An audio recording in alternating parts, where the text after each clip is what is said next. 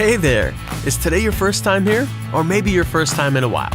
If so, maybe you're wondering exactly who we are and what this church is all about. Well, we'd like you to know that we're a group of ordinary people who are on an amazing journey together, following Christ. Our guide is the Bible because it's the divinely inspired Word of God, and it will never take us in the wrong direction. Along the way, we hope you'll see that we are welcoming and spiritually passionate, and that getting to know you is a big deal to us. We know that the road is rough sometimes, but we'll work really hard to bring you practical and relevant messages to equip and encourage you through life's ups and downs. We want you to know that we care about this community, and we believe that it's our job to make it a better place. So, no matter who you are or where you've been, we're glad you're here with us today, and we hope that you'll join us on our journey, following Christ and living out His plan for us. So, welcome to church.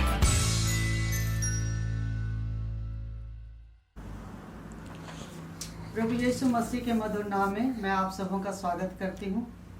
परमेश्वर का धन्यवाद हो, पूरे सप्ताह भर परमेश्वर ने हम सब की रक्षा रखवाली हिफाजती की और आज इस जय के दिन में परमेश्वर ने हमें ले पहुँचाया, इसके लिए हम धन्यवादित हैं। इससे पहले हम आराधना में जाएं, आइए हम लोग परमेश्वर के वचन में से हम लोग पढ़ेंगे नहमयाह की किताब, उसका पहला अध्याय 3 पद से लेकर के 11वें पद तक। नहमयाह 1 अध्याय 3 पद से लेकर के आगे, आइए हम मिलकर के पढ़ेंगे। उन्होंने मुझसे कहा, जो बचे हुए लोग बंधुआई से छूटकर उस प्रांत में रहते हैं, वे बड़ी दुर्दशा में पड़े हैं और उनकी निंदा होती है, क्योंकि यरूशलेम की शहरपनाह टूटी हुई और उसके फाटक जले हुए हैं। ये बातें सुनते ही मैं बैठकर रोने लगा और कितने दिन तक विलाप करता और स्वर्ग के परमेश्वर के सम्मुख उपवास करता और यह कहकर प्रार्थना करता रहा, हे स्वर्ग के परमेश्वर यहोवा, हे महान और भय योग्य ईश्वर, तू जो अपने प्रेम रखने वाले और आज्ञा मानने वाले के विषय में अपनी वाचा पालता और उन पर करुणा करता रहता है। तू कान लगाए और आंखें खोले रह कि जो प्रार्थना मैं तेरा दास इस समय तेरे दास इस्राएलियों के लिए दिन रात करता रहता हूँ, उसे तू सुन ले। मैं इस्राएलियों के पापों को जो हम लोगों ने तेरे विरुद्ध किए हैं मान लेता हूँ, और मेरे पिता के घराने दोनों ने पाप किया है। हमने तेरे सामने बहुत बुराई की है, और जो आज्ञाएं, विधियां और नियम तूने अपने दास मूसा को दिए थे, उनको हमने नहीं माना। उस वचन की सुधि ले जो तू अपने दास मूसा से कहा था कि यदि तुम लोग विश्वासघात करो तो मैं तुमको देश देश के लोगों में तितर बितर करूँगा। परंतु यदि तुम मेरी ओर फिरो और मेरी आज्ञाएं मानो और उन पर चलो, तो चाहे तुम में से निकाले हुए लोग आकाश की छोर में भी हों, तो भी मैं उनको वहाँ से इकट्ठा करके उस स्थान में पहुँचाऊँगा जिसे मैंने अपने नाम के निवास के लिए चुन लिया है। अब वे तेरे दास और तेरी प्रजा के लोग हैं, जिनको तूने अपनी बड़ी सामर्थ और बलवंत हाथ के द्वारा छुड़ा लिया है। हे प्रभु, विनती यह है कि तू अपने दास की प्रार्थना पर और अपने उन दासों की प्रार्थना पर जो तेरे नाम का भय मानना चाहते हैं कान लगा और आज अपने दास का काम सफल कर। आइए हम लोग प्रार्थना करें। सर्वशक्तिमान ईश्वर दयालु पिता, हम लोग तेरे चरणों के पास आते हैं। हम धन्यवाद देते हैं, तू हमारा ऐसा परमेश्वर है जो हमारी सुधि लेता है और तू हमें कभी भी नहीं छोड़ता है प्रभु परमेश्वर। और तू हमारे अधर्मों के अनुसार हमसे व्यवहार नहीं करता, लेकिन अपनी करुणा के अनुसार हम पर दया करता है और हमारे अपराध को क्षमा करता है प्रभु परमेश्वर। हम प्रभु परमेश्वर तेरे सम्मुख आते हैं प्रभु परमेश्वर, और हम प्रभु परमेश्वर तेरा धन्यवाद करते हैं, क्योंकि तू अपनी प्रतिज्ञाओं को हम हर एक के जीवन में पूरा करता है प्रभु परमेश्वर। और हमारे जीवन में प्रभु परमेश्वर हर प्रकार की आशीषों को देने वाला परमेश्वर तू ही है। इस बात के लिए हम तेरा धन्यवाद करते हैं। हम धन्यवाद देते हैं परमेश्वर पिता, आज के इस दिन में तूने हमें ऐसा अवसर दिया प्रभु परमेश्वर कि हम तेरे चरणों के पास आने पाते हैं प्रभु परमेश्वर। तेरी प्रतिज्ञा है प्रभु परमेश्वर कि जहाँ 2 या 3 मेरे नाम से इकट्ठे होते मैं उनके बीच में उपस्थित होता हूँ। तो अपनी प्रतिज्ञा के अनुसार हमारे बीच में उपस्थित है, इसके लिए हम तेरा धन्यवाद करते हैं प्रभु जी। धन्यवाद देते हैं प्रभु जी तेरे प्रेम और दया और तेरे अनुग्रह के लिए। आज की आराधना को तेरे हाथ में हम लोग समर्पित करते हैं प्रभु जी। हर आशीष रोकने वाली बातें मसीह यीशु के नाम से जाती रहे। प्रभु परमेश्वर, तेरी स्तुति के गीतों को गाने में, वचनों को सीखने में और प्रार्थना करने में तू हमारी सहायता कर प्रभु परमेश्वर, और तेरी उपस्थिति हमारे मध्य में होने पाए। सारी बातों के लिए आदर और महिमा तुझे देते हुए ये दुआ मांगते हैं हमारे जीवित उद्धारकर्ता प्रभु यीशु मसीह के नाम से, आमीन। आइए हम कुछ गीतों को गाते हैं, हम लोग परमेश्वर की आराधना करेंगे। और ये परमेश्वर का धन्यवाद देने का विषय है कि परमेश्वर ने हम सबों को इस कठिन परिस्थिति में संभाल करके रखा। और जब हम परमेश्वर के सम्मुख आते हैं, उसके उपकारों के बदले हम कुछ भी नहीं दे सकते, सिवा हम धन्यवाद का बलिदान ही से चढ़ा सकते हैं। और इस गीत को हम लोग गाते हुए परमेश्वर की महिमा करें। धन्यवाद के साथ स्तुति गाऊंगा। इस गीत को गाते हुए हम परमेश्वर की महिमा करें।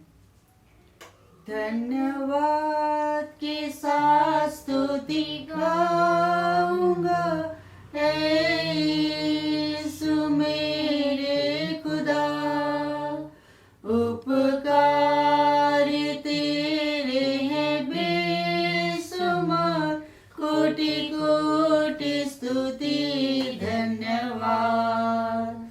धन्यवाद के साथ स्तुति गाऊंगा, यीशु मेरे खुदा, उपकार तेरे हैं बेशुमार, कोटि कोटि स्तुति धन्यवाद। योग्यता से बढ़ के दिया है अपनी दया से तूने मुझे, योग्यता से बढ़ के दिया है अपनी दया से तूने मुझे, मांगने से ज्यादा मिला मुझे, आभारी हूँ प्रभु मैं। मांगने से ज्यादा मिला मुझे, आभारी हूँ प्रभु मैं।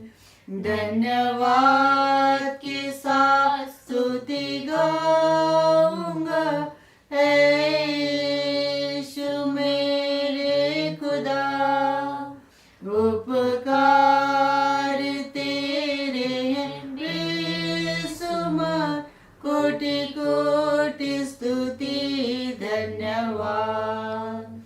तू है सच्चा जिंदा खुदा, है तुझ पर ही भरोसा मेरा। तू है सच्चा जिंदा खुदा, है तुझ पर ही भरोसा मेरा। सेवा पूरी करके पाऊँ ना प्रभु ऐसा दो वरदान, सेवा पूरी करके पाऊँ ना प्रभु ऐसा दो वरदान। धन्यवाद के साथ स्तुति गाऊंगा, यीशु मेरे खुदा, उपकार तेरे हैं बेशुमार, कोटि कोटि स्तुति धन्यवाद। धन्यवाद के साथ स्तुति गाऊंगा, यीशु मेरे खुदा, उपकार तेरे हैं बेशुमार, कोटि कोटि स्तुति धन्यवाद। सचमुच में हमारा परमेश्वर स्तुति और प्रशंसा की योग्य परमेश्वर है। वो पवित्र पवित्र पवित्र सेनाओं का यह परमेश्वर है, और हम उसकी आराधना करते हुए हम लोग गीत गाएंगे। तू पवित्र है, पवित्र है, तू पवित्र है।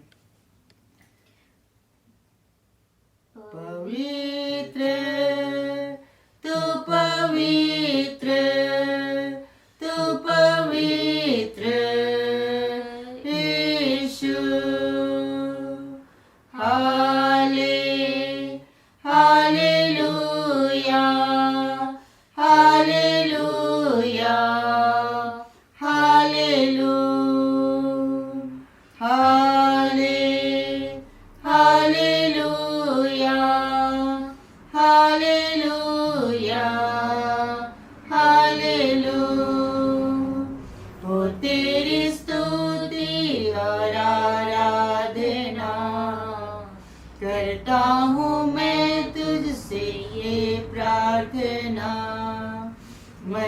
से तेरी तू इस जगह को भर, जो भी तू चाहे तू यहाँ पर कर। हालेलुया, हालेलुया, हालेलुया, हालेलुया,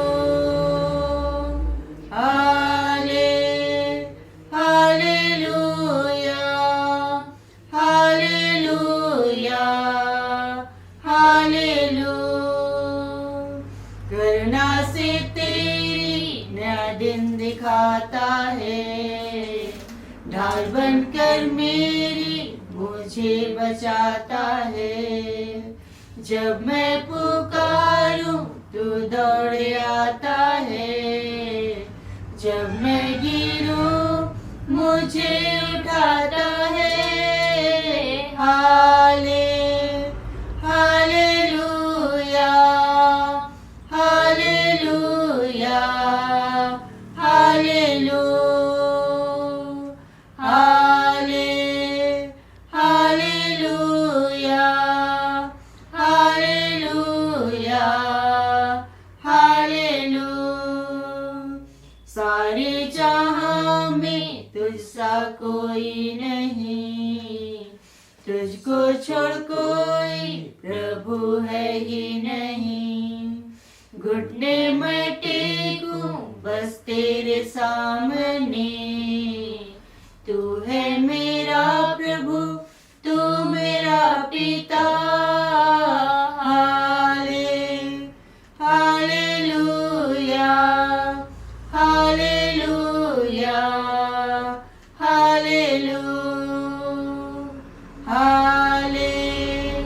हालेलुया, हालेलुया, हालेलुया। सचमुच प्रभु जी तो हमारा पवित्र पवित्र सेनाओं का यह परमेश्वर है। हम तेरे नाम की स्तुति, तेरे नाम की महिमा, तेरे नाम की तारीफ, तेरी प्रशंसा करते हैं प्रभु जी। तो हमारा महान प्रभु है, जीवित प्रभु है, सामर्थी प्रभु है, तू राजाओं का राजा है, तू प्रभुओं का प्रभु, तू कभी ना बदलने वाला, आज और कल और युगानुयुग एक सा रहने वाला परमेश्वर तू ही है। हम तेरे नाम की महिमा करते हैं, तेरे नाम की स्तुति, तेरे नाम की तारीफ और तेरी प्रशंसा करते हैं, क्योंकि तू एकमात्र परमेश्वर है जो स्तुति और प्रशंसा की योग्य परमेश्वर है। तो अपनी प्रतिज्ञाओं को हम हर एक के जीवन में पूरा करने वाला परमेश्वर है। तो हमें कभी नहीं छोड़ता, कभी नहीं त्यागता, लेकिन हर परिस्थितियों में तो संभालता है, अपने धर्म देने हाथ से संभालता है। इसके लिए हम तेरा धन्यवाद करते हैं और सारा आदर, सारी महिमा की भेंट हम तुझे अर्पित करते हैं और आगे की आराधना को तेरे हाथ में समर्पित करते हैं। तेरी उपस्थिति हमारे मध्य में होने पाए, अपने वचन के द्वारा हमसे बोल और बातचीत कर, ताकि तेरी महिमा होने पाए। सब बातों के लिए आदर और महिमा तुझे देते हुए ये दुआ मांगते हैं हमारे जीवित उद्धार करता प्रभु यीशु मसीह के नाम से, आमीन। आइए हमेशा की तरह आज फिर एक बार अलग अलग जगहों से हम लोग जुड़े हुए हैं और परमेश्वर के वचनों में से थोड़ी देर हम अध्ययन करें। और आज हम लोग दो लोगों के जीवन से हम लोग सीखेंगे कि परमेश्वर उनके जीवन के साथ कैसे किया और उनके जीवन का क्या प्रभाव पड़ा। उत्पत्ति की पुस्तक 13 अध्याय में 1 और 2 पद मैं पढ़ देता हूँ। उसमें इस प्रकार लिखा है, तब अब्राहम अपनी पत्नी और अपनी सारी संपत्ति लेकर लूत को भी संग लिए हुए मिस्र को छोड़कर कनान देश के दक्षिण देश को आया। अब्राहम भेड़ बकरी, गाय बैल और सोने रुपये का बड़ा धनी था। और फिर वह दक्षिण देश को चलकर बेतेल के पास उसी स्थान को पहुंचा जहां पहले उसने अपना तंबू खड़ा किया था, जो बेतेल और ए के बीच में है। यहाँ पर हम लोग 2 लोगों के बारे में हम लोग सीखते हैं। एक है अब्राहम और दूसरा उसका भतीजा लूत। इनके बारे में परमेश्वर का वचन कहता है कि ये लोग धर्मी जन थे। धर्मी जन का अर्थ ये नहीं कि वो लोग किसी धर्म के धर्मावलंबी थे, लेकिन धर्मी का अर्थ ये है कि उनका जीवन शैली ऐसा था जो परमेश्वर को प्रसन्न करने वाला था। यहाँ पर अब्राहम को धर्मी कहा गया क्योंकि उसने परमेश्वर की प्रतिज्ञाओं को विश्वास उस पर विश्वास किया और वचन कहता है कि यह उसके लिए धार्मिकता गिनी गई। और लूत के बारे में भी ये दूसरा पत्रस उसका 2 अध्याय उसका 7 पद में लिखा हुआ है। दूसरा पत्रस 2 अध्याय उसका 7 पद में कि वो लूत को यहाँ पर धर्मी कह के संबोधित किया गया। यहाँ लिखा है, और धर्मी लूत को भी अधर्मियों के अशुद्ध चाल चलन से बहुत दुखित था, छुटकारा दिया। यहाँ पर लूत को भी धर्मी कहा गया। यानी इन दोनों का जीवन, यानी अब्राहम और लूत, इनका जीवन शैली ऐसा था जो परमेश्वर को प्रसन्न योग्य था। लेकिन कुछ ऐसी बातें हुई जिसके कारण से दोनों अलग हो गए, और उनकी कुछ ऐसी बातें थी जो उनके परिवार पर और उनके परिवेश पर, समाज पर और उनके भावी पीढ़ी पर उसने कैसा प्रभाव डाला। लिखा हुआ है, जैसा हमने पढ़ा, कि अब्राहम और लूत दोनों बेतेल के पास आए और वहां पर इन दोनों की एक साथ समाई ना हो पाई, क्योंकि लूत भी धनी था, अब्राहम भी धनी था। दोनों ने आपस में सोचा कि क्यों नहीं अलग हुआ जाए। जब वो लोग अलग हो गए, अलग होने पर थे, अब्राहम के बारे में लिखा हुआ है कि वह स्थान उस वेदी का है जिसे उसने पहले बनाई थी, और वहां अब्राहम ने फिर यहोवा से प्रार्थना की। अब्राहम के बारे में हम लोग पाते हैं कि जहां कहीं भी जाता था, वो उसका एक प्रैक्टिस था या हैबिट था, कहेंगे कि वो वेदी बनाता था, परमेश्वर के लिए भेंट चढ़ाता था और वो प्रार्थना करता था। जैसे 12 अध्याय में भी हम लोग पाते हैं, 12 अध्याय का 7 पद में उसने वहां यहोवा के लिए, जिसने उसे दर्शन दिया था, एक वेदी बनाई। फिर आगे भी लिखा हुआ है 8 में, वहां भी उसने यहोवा के लिए एक वेदी बनाई और यहोवा से प्रार्थना किया। तो और उसके बाद 13 अध्याय का 17 में भी लिखा है, इसके पश्चात अब्राहम अपना तंबू उखाड़कर ममरे के बांज वृक्षों के बीच जो हेब्रोन में थे जाकर रहने लगा, और वहां भी यहोवा की एक वेदी बनाई। परमेश्वर से प्रार्थना करना उसका प्रैक्टिस था, उसका हैबिट था कि कहीं भी जाता था, परमेश्वर के लिए वेदी बनाता था, उसके लिए भेंट चढ़ाता था और वो परमेश्वर से प्रार्थना करता था। ये इस बात को दर्शाता है कि उसका परमेश्वर के साथ क्लोज वॉक, यानी बहुत करीबी से परमेश्वर के साथ चला करता था। ठीक उसी का उल्टा उसका भतीजा, जब ये दोनों अलग होने लगे, अब्राहम ने कहा, यदि तू पूरब जाए मैं पश्चिम जाऊंगा, यदि तू उत्तर जाए मैं दक्षिण जाऊंगा, और अलग अलग हो जाएंगे। तब यहाँ पर अब्राहम ने प्रार्थना, यहोवा के लिए वेदी बनाया, उसने प्रार्थना किया और उससे डायरेक्शन उसने मांगा। यहाँ लिखा तो नहीं है, लेकिन मैं ऐसा सोचता हूं कि उसने परमेश्वर से सलाह लिया। लेकिन यहाँ पर लूत के बारे में लिखा हुआ है कि जब 14 पद से आगे, जब लूत अब्राहम से अलग हो गया, तब उसके पश्चात यहोवा ने अब्राहम से कहा, आंख उठाकर जिस स्थान पर तू है वहां से उत्तर दक्षिण पूरब पश्चिम चारों ओर दृष्टि कर। इससे पहले लिखा हुआ है कि 10 पद में, तब लूत ने आंख उठाकर यरदन नदी के पास वाली सारी तराई को देखा कि वह सब सींची हुई है। जब तक यहोवा ने सदोम और अमोरा को नाश न किया था, तब तक वह स्वार के मार्ग तक वह तराई यहोवा की बाटिका और मिस्र देश के समान उपजाऊ थी। तो यहाँ पर अपने यात्रा में आगे जाने के लिए अब्राहम ने प्रार्थना किया, लेकिन लूत ने प्रार्थना नहीं किया। अब्राहम ने परमेश्वर से सलाह मांगा, लेकिन लूत ने कम से कम ऐसा भी तो किया होता कि अपने चाचा जो धर्मी जन था अब्राहम, उसे सलाह मांग लेता कि मैं किस ओर जाऊं, लेकिन उसने वैसा नहीं किया।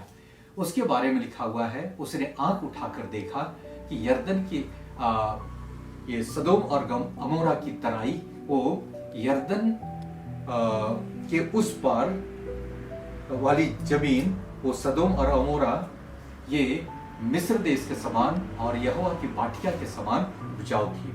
उसने उस पर मन लगाया क्योंकि हरियाली भरा हुआ था, उसके पास ढेर सारे भेड़ बकरियां भी थी।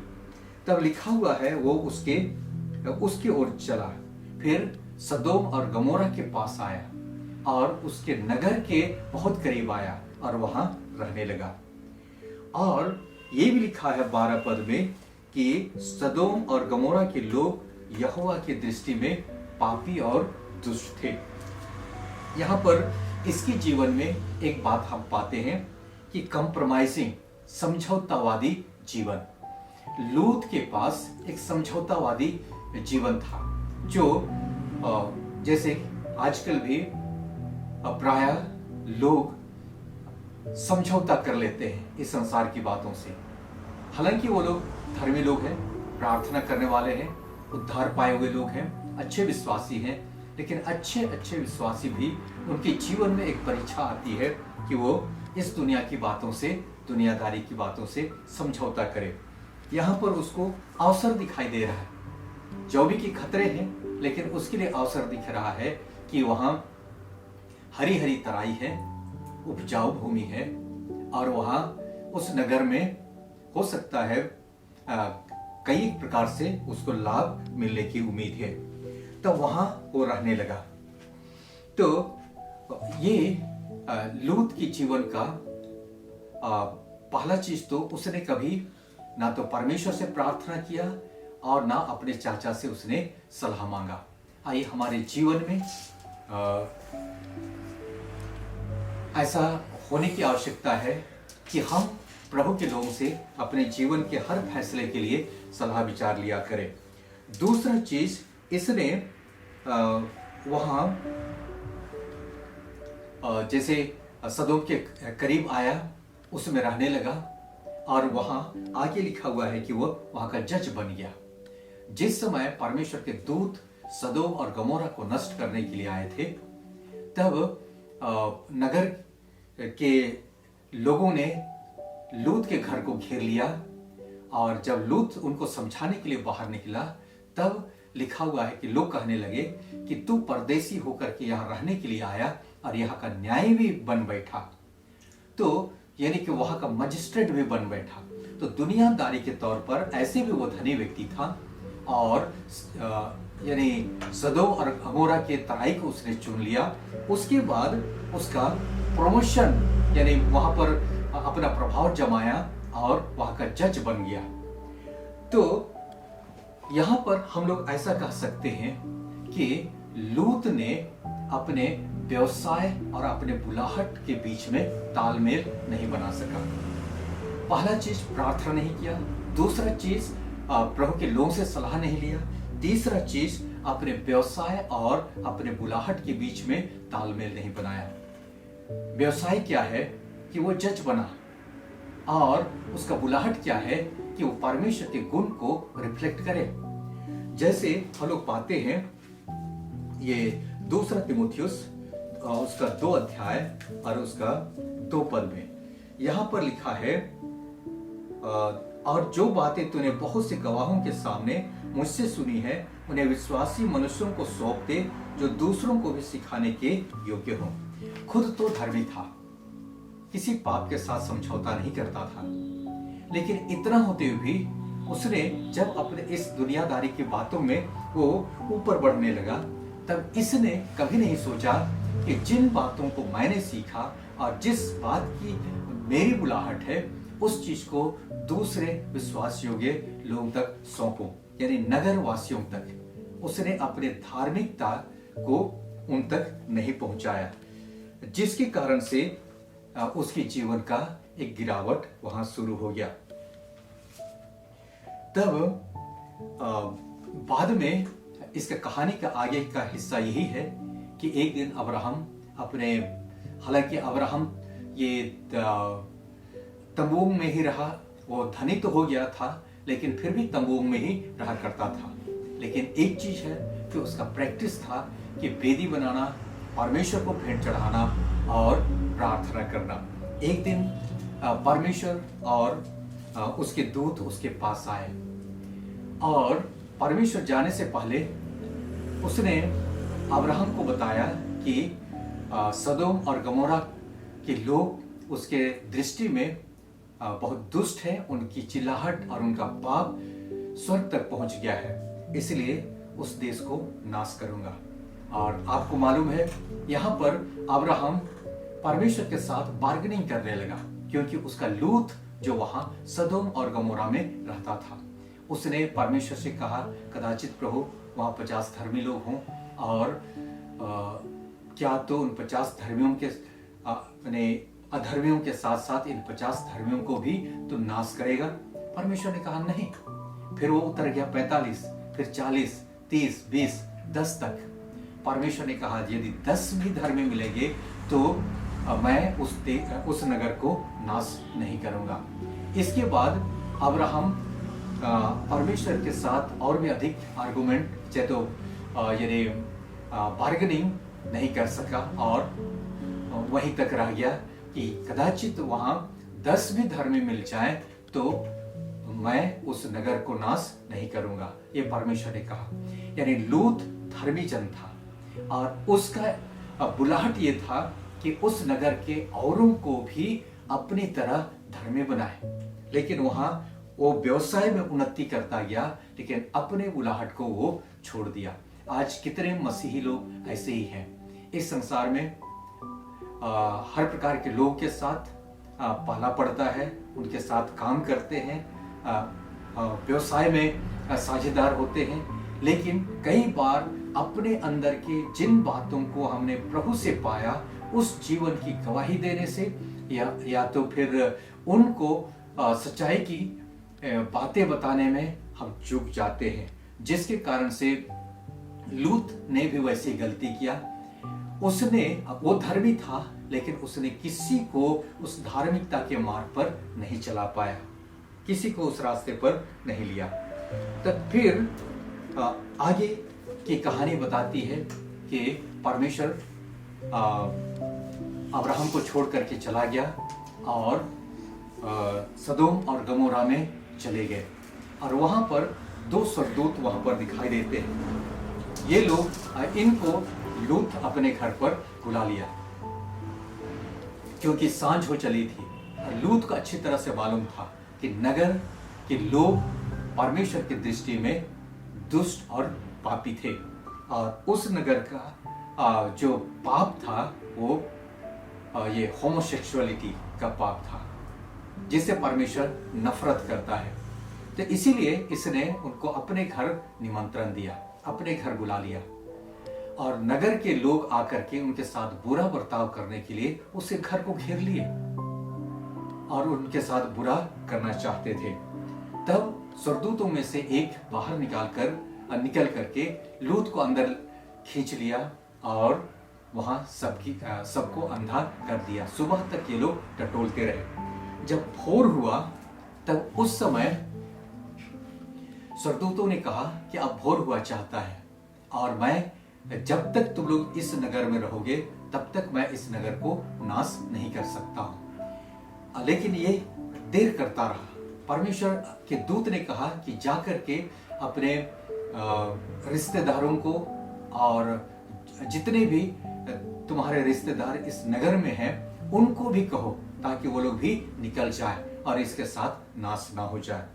तो यहाँ पर पहला चीज हमने देखा, लूत धर्मी था लेकिन नगरवासियों को धार्मिकता का मार्ग नहीं दिखा सका, जिसके कारण से अब परमेश्वर के सामने इस सदोम और गमोरा को नाश करने का प्रसंग आ गया।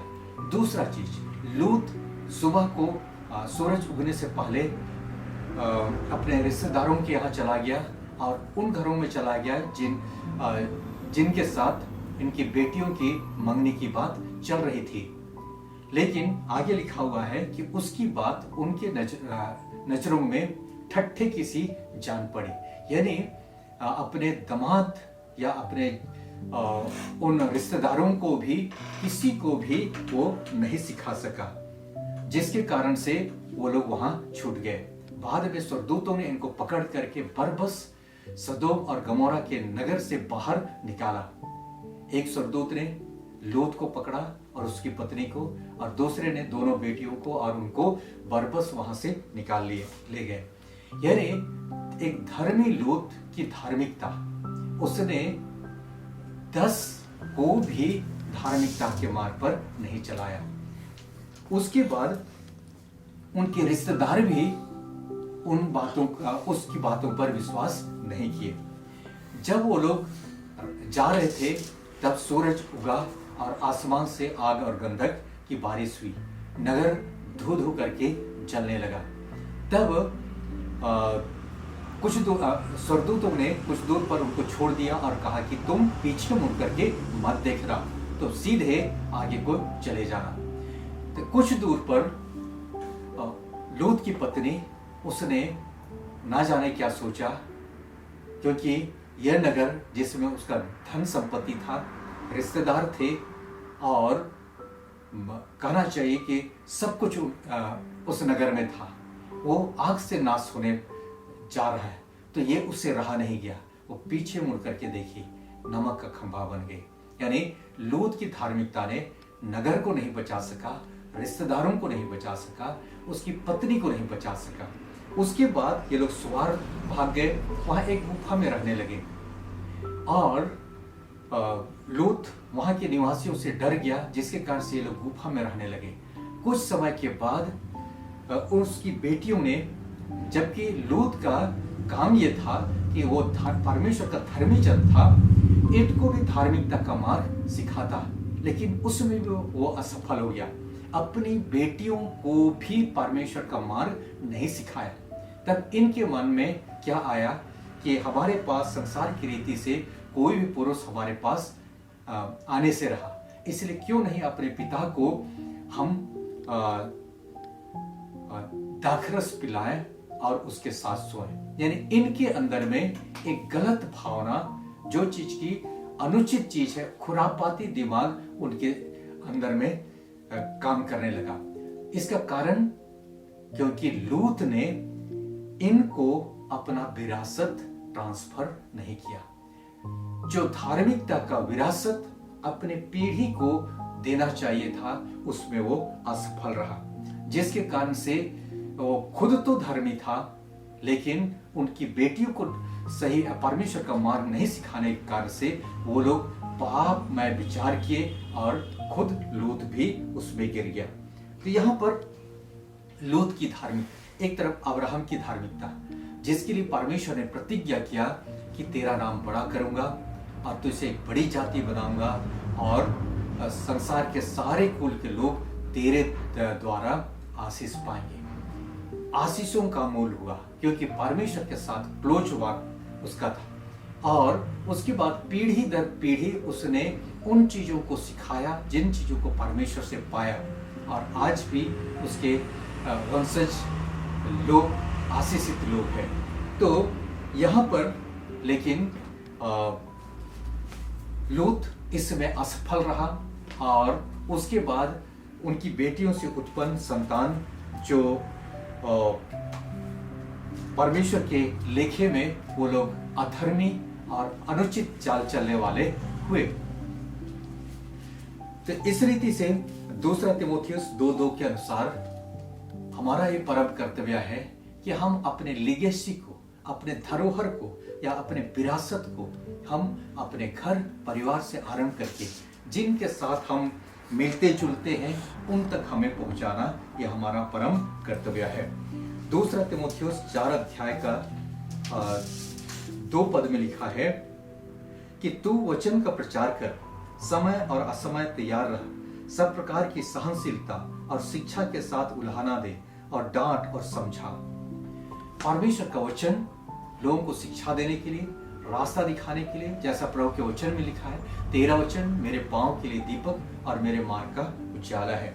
इसलिए हर एक विश्वासी के लिए एक इंस्ट्रक्शन है कि समय असमय हर समय वचन का प्रचार कर, समय असमय तैयार रह, सब प्रकार की सहनशीलता और शिक्षा के साथ उल्हाना दे और उनको डांट और समझा।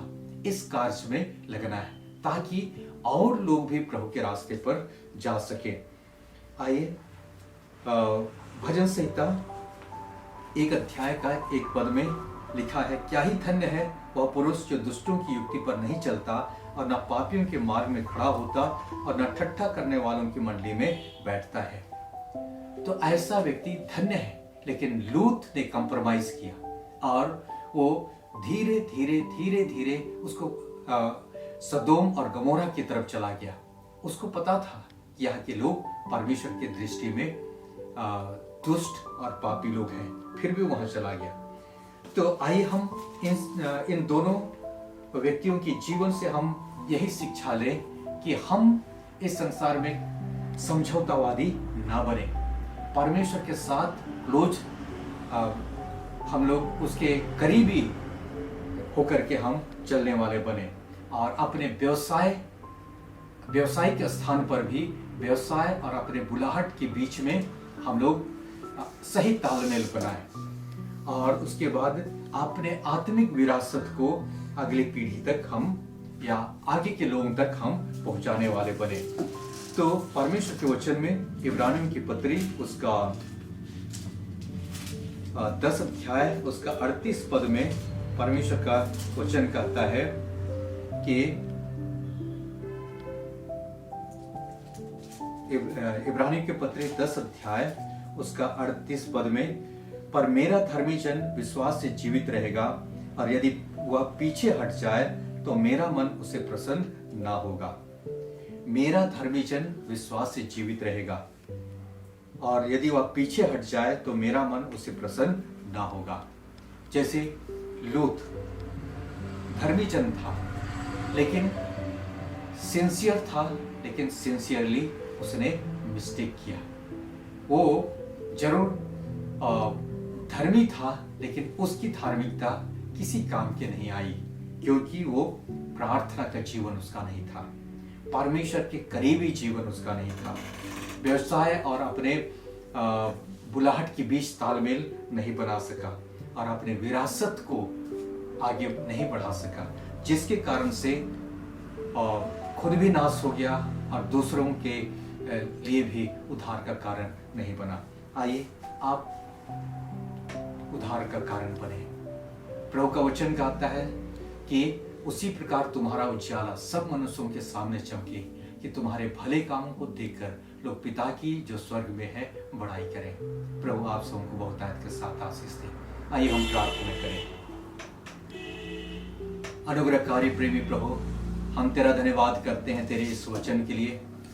हमने अब्राहम और लूत के जीवन से हमने सीखा प्रभु कि तू अपने लोगों को संभालता है, अपने लोगों को आशीष देता है, लेकिन हमारा जो कर्तव्य है हमें करने की आवश्यकता है।